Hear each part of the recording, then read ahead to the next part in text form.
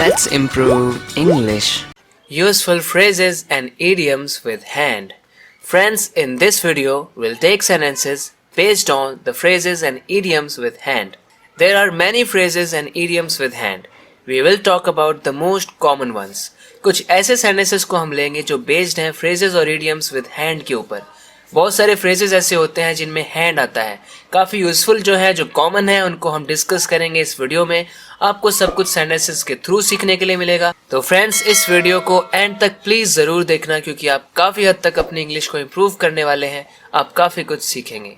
Let's take the first one. वो जिस थाली में खाता है उसी में छेद करता है. इस बात को कहने के लिए इंग्लिश में हमारे पास इडियम होता है he bites the hand that feeds him. He bites the hand that feeds him. If you bite the hand that feeds you, it means you behave badly towards the person who always supports you, who always helps you with something. मैं आपकी थोड़ी मदद कर देता हूँ. Let me give you a hand. Let me give you a hand. Helping someone can also be called giving somebody a hand. क्या आपको मदद की ज़रूरत है? Do you need a hand? Do you need a hand? Of course we can say do you need help, but we can also say do you need a hand? आपके fail होने में मेरा कोई हाथ नहीं है. I am not involve in it. I don't have a hand in your failure. I don't have a hand in your failure.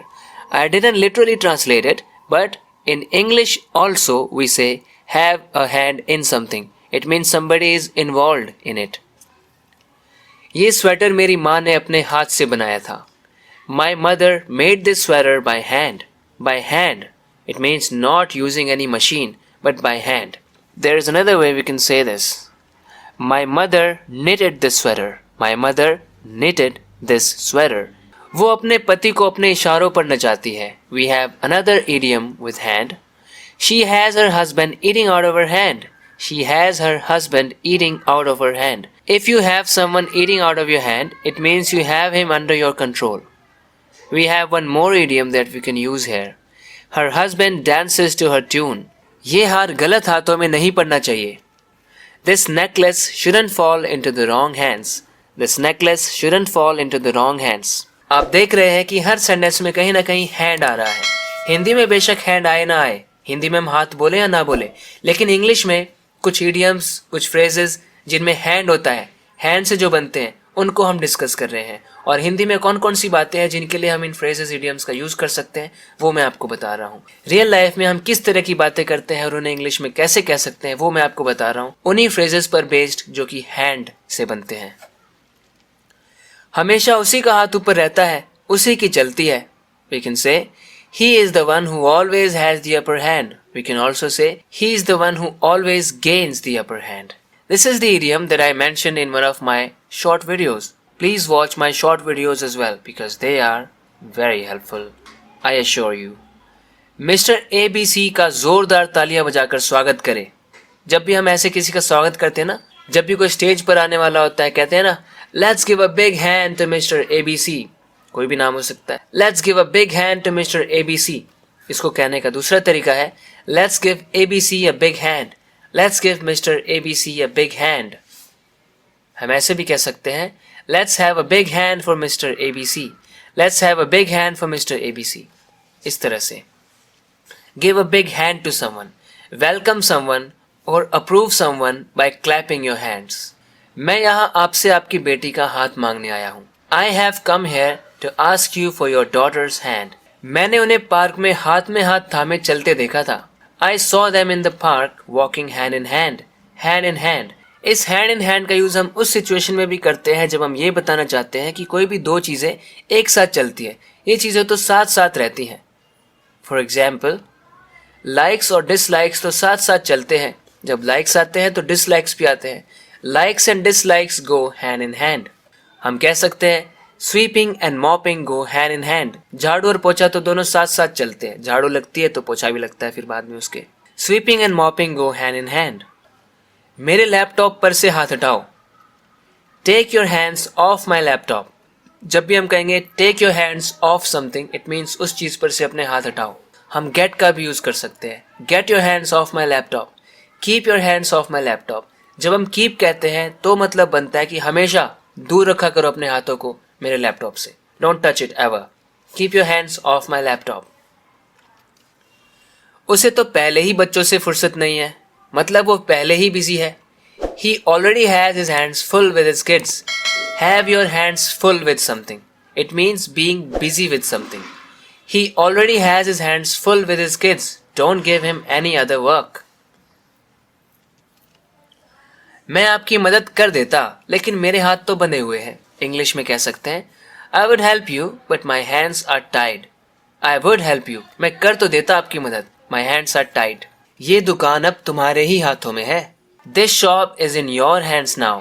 This shop is in your hands now. It means you are responsible to take care of the shop, to look after this shop. This shop is in your hands now.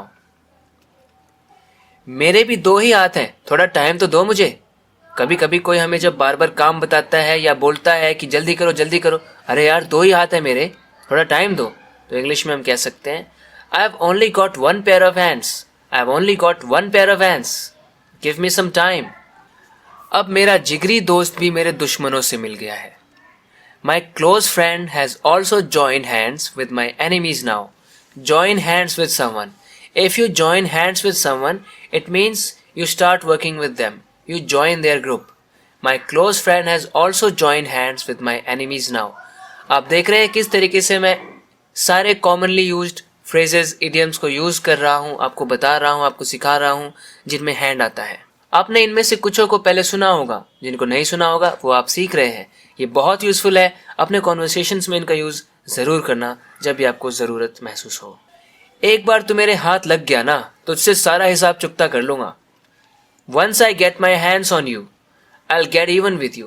I will get even with you. Get even with someone. किसी से हिसाब चुकता कर लेना. Once I get my hands on you.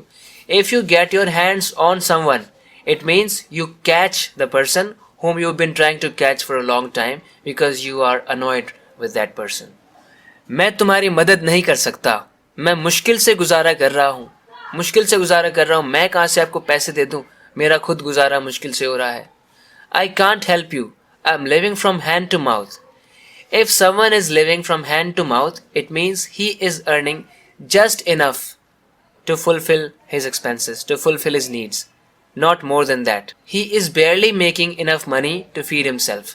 मुश्किल से उतने ही पैसे बन रहे हैं जितने में उसका गुजारा हो सके, उससे ज़्यादा नहीं कमा पा रहा है वो. So he is living from hand to mouth. It's a common phrase. मैं कभी भी ऐसे phrases, idioms को तो cover ही नहीं करता जो useful नहीं होते, common नहीं होते. जो commonly used होते हैं, जिनका लोग यूज़ करते हैं, उन्हीं को मैं मेंशन करता हूँ वीडियोस में. अब आपके बच्चे हाथ से निकलते जा रहे हैं. Your kids are getting out of hand now. Your kids are getting out of hand now. हम ऐसे कह सकते हैं. फ्रेंड्स, वैसे तो बहुत सारे फ्रेजेस और इडियम्स और भी बहुत सारे, मैं सबको तो कवर भी नहीं कर सकता, लेकिन फिर भी मैं उन्हीं को कवर करना चाहता हूँ जो कॉमनली यूज होते हैं, जिनका लोग यूज करते हैं. तुमसे कानून को अपने हाथ में लेने को किसने कहा था? Who told you to take the law into your own hands? Who told you to take the law into your own hands? तुम एक्टिंग में अपना हाथ क्यों नहीं आजमाते? यानी एक्टिंग ट्राई क्यों नहीं करते? Why don't you try your hand at acting? Try your hand at something. It means try to do it. Why don't you try your hand at acting? Why don't you try your hand at acting? तुम इस तरह मुझसे पल्ला नहीं झाड़ सकते, मतलब तुम्हारे ऊपर मेरी जो जिम्मेदारी है उससे दूर नहीं हट सकते. You can't wash your hands off me like this. You can't wash your hands. You can't wash your hands off me like this. It means you can't just get away. You can't just get rid of the responsibility that you have for me. एक तरफ वो मुझ पर चिल्लाता है, दूसरी तरफ वो मुझे खुद को अपना दोस्त बताता है. जब हमें ऐसे बोलना होता है ना, दो बातें करनी होती है कि एक ये है, दूसरी बात ये है, हम कहते हैं on the one hand he shouts at me and on the other he calls himself my friend. मतलब एक तरफ तो ऐसा है और दूसरे हाथ पर बात ऐसी है. On the one hand he shouts at me and on the other hand, क्योंकि हैंड को हम पहले मेंशन कर चुके हैं तो दोबारा उसे बोलने की ज़रूरत नहीं है. On the other बोलते ही बात अंडरस्टूड है. And on the other he calls himself my friend. Friends, मुझे पूरी उम्मीद है कि आपने इस वीडियो से काफ़ी कुछ सीखा है. आशा करता हूँ कि आपको ये वीडियो पसंद आई है. इसी तरह से अपने इंग्लिश को इम्प्रूव करते रहने के लिए इस चैनल को सब्सक्राइब ज़रूर करना अगर आपने अभी तक नहीं किया है तो. सो फ्रेंड्स, बात करते हैं अगले वीडियो लेसन में. तब तक के लिए अपना ख्याल रखना. Take care and bye bye.